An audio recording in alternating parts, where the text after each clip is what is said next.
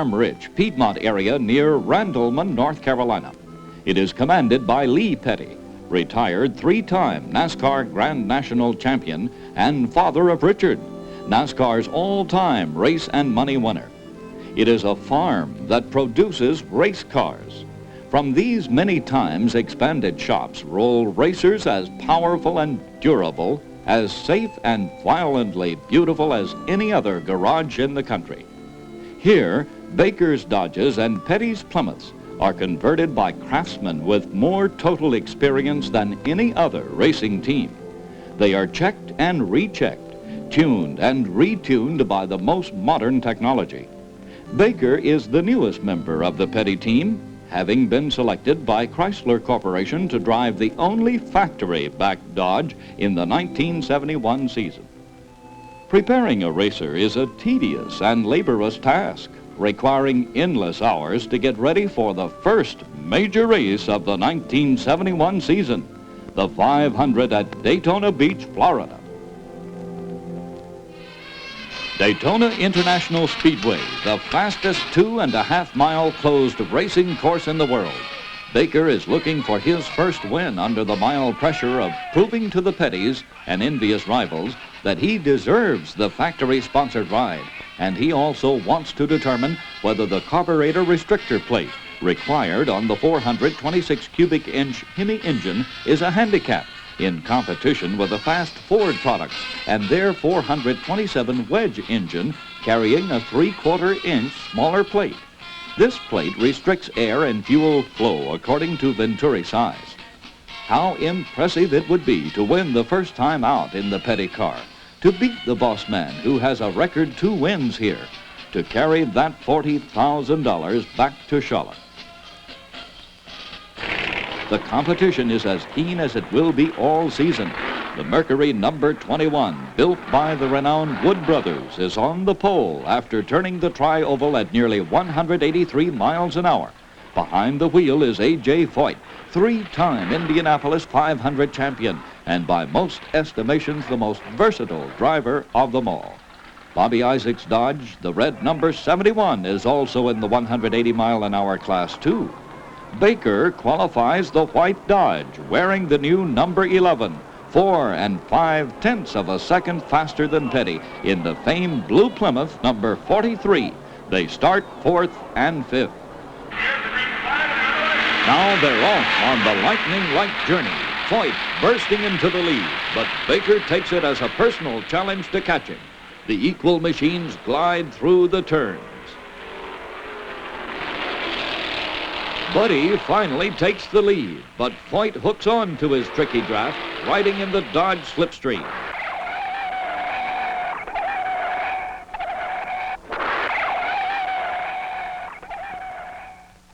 The wreck brings out the caution, and the leaders duck into the pits.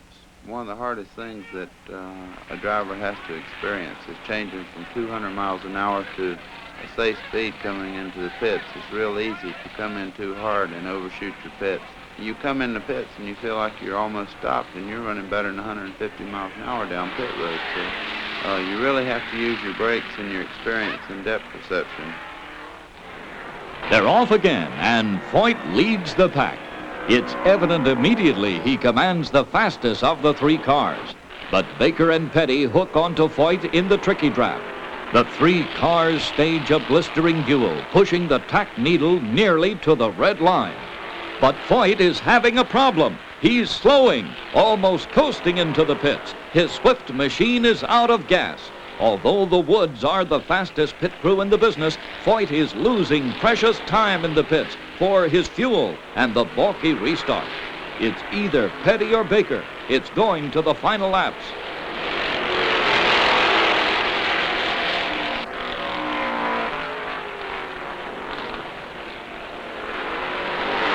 Petty has won the Daytona 500 for the 3rd time.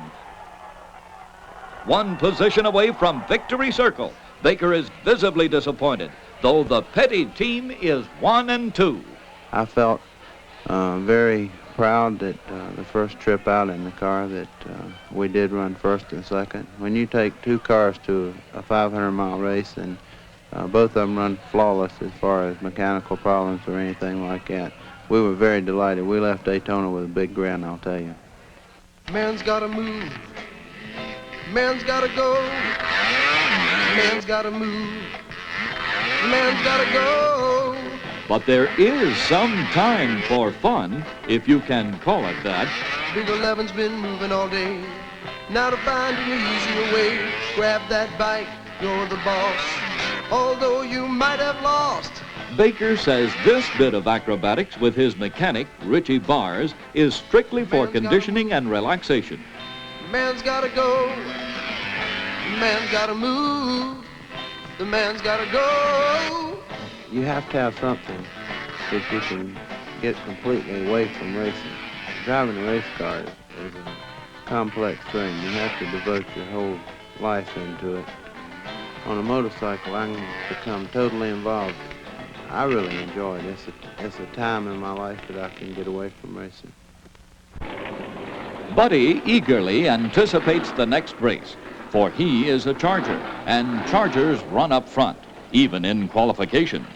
But often the quest for the pole can be as frustrating as the race itself.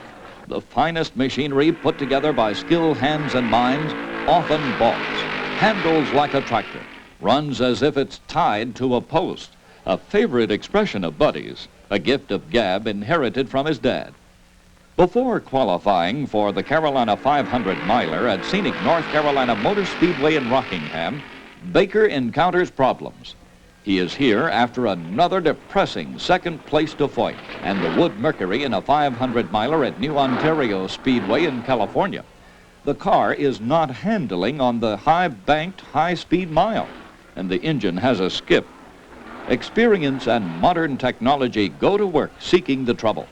There is also a strong suspicion after Daytona and Ontario that the Ford products equipped with a 427 wedge engine rates 40 to 50 more horsepower than the 426 Hemi in Baker's Dodge.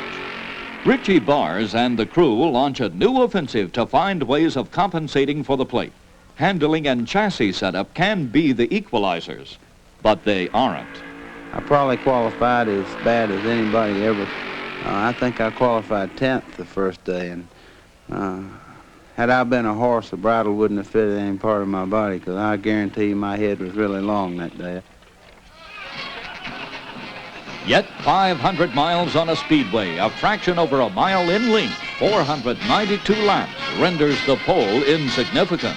Only the prestige of showing adversaries the fastest car is lost. The Wood Brothers car is not entered at Rockingham, a major competitor eliminated. Although the Wood Brothers car isn't here, there's plenty of competition and fierce competitors in this race.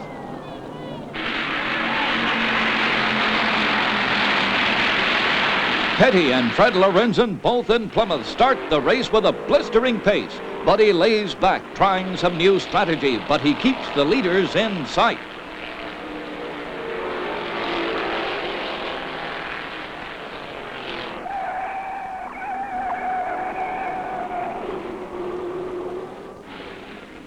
Baker manages to put the Dodge out front, dueling Petty, Bobby Isaacs' Dodge, and Fred Lorenzen's Plymouth. 5 times for 200 laps the field gives chase to Buddy. But it just isn't his day, and neither is it for the less fortunate.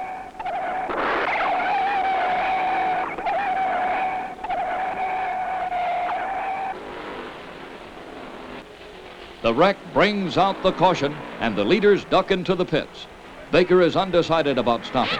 If he doesn't pit, he might win. But the crew and tire engineers believe his tires are dangerously worn. Baker stops, and the tires are blistered, but he waits a few seconds too long. The race is under green when he returns.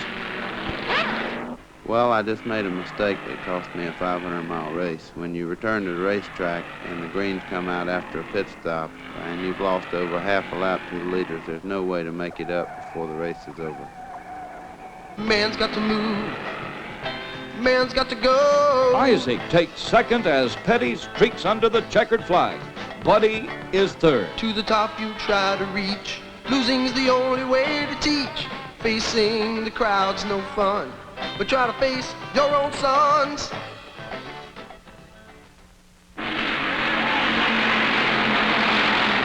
The Atlanta 500 is equally demoralizing to Baker.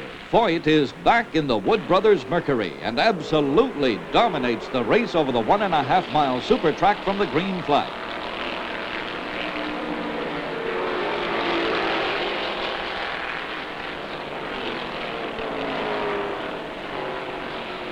Foyt is so fast he takes Baker and Petty by 3 car lengths down the quarter-mile chutes and doesn't lose much ground through the yawning half-mile turns. Petty manages to keep Foyt in sight, but Baker's car is not handling. The chassis setup is wrong. Everything I touched went wrong. I come in the pits one time a little too hard and actually spun the car out running about 30 miles an hour. So it was just, to say the least, the worst day of the year.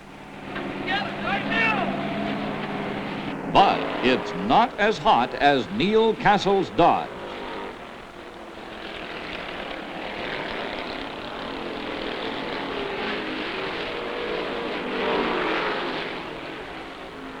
Foyt leads Petty across the checkered flag. Baker's 6th place finish takes him out of the top 5 for the first time this season. Surely his misfortune will change in the Rebel 400-miler at Darlington Raceway, sprawling in a one-time cotton field near the small town of Darlington, South Carolina. It's the oldest of the super speedways, a treacherous monster, 1 3/8 miles of black snake. Baker has reason to be reassured. This is where he cut his teeth, on a big track, where in 1959 his father admonished him as the poorest excuse for a race driver he had ever seen, where he spun and wrecked in the oil of his dad's blown engine, accepting his dad's challenge to come out on the track and let me show you how to get around this place. Where Buck Baker has won 3 Southern 500s, the most prestigious stock car race of them all. Buddy Baker finally conquered the old witch, winning the Southern 500 in 1970 in a Cotton Owens Dodge. A triumph that made his season, along with his world speed record of 200.447 miles an hour, set in a successful bid to become the first stock car driver to crack the 200-mile-an-hour barrier. It came to pass at the Alabama Speedway in that same Owens-built Dodge. I really felt confident all week. I think it showed up in everything I did. And my car ran extra well. I got around the racetrack real well. All along the whole week, I felt that I was going to win. Although the one-groove 3rd and 4th turns are wider, Darlington still retains the reputation of taking from the rich to pay the poor. Confidence is a trait of a driver with nearly 300 races behind him over 12 years. But any overconfidence on Baker's part is quickly dispelled by the ominous presence of the menacing Wood Mercury, with Donnie Allison replacing Foyt in the cockpit. Man's got to move. Man's got to go. Allison plants the car on the pole for the 5th time. Darlington is the hardest of all. In this, the best do fall. The magic circle is the place to be. But it takes time to find the key.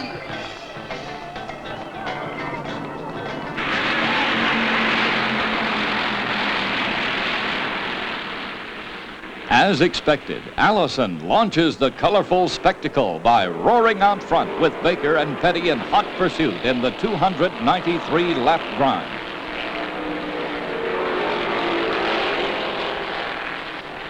Petty glues the Plymouth to Allison's bumper and becomes a shadow. Baker is 3rd in the early stages, lacking the steam to overtake Allison.